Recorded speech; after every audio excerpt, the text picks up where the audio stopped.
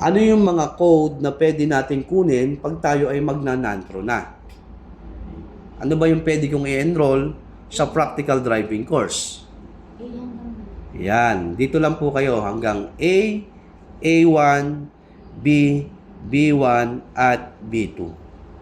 So, yung 5 code na yan, A, A1, B, B1, B2, ayan po yung pwede natin kunin pag tayo ay nag-non-pro. So, ang tanong, pwede ko po bang pagsabay-sabayin kunin yung code na yan?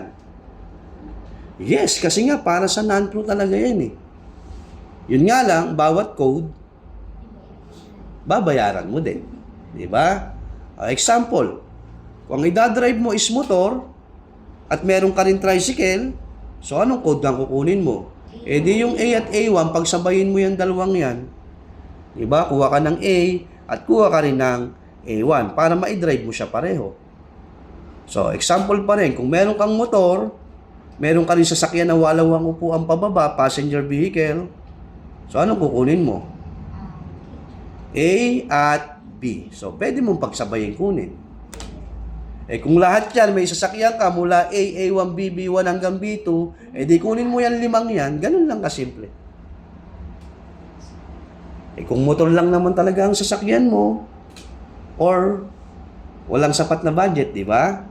Eh, di ang kunin mo lang muna yung pang motor kung yan yung lagi mong gamit na service. At least, nagmamaneho ka nang meron kang lisensya. Tama po ba?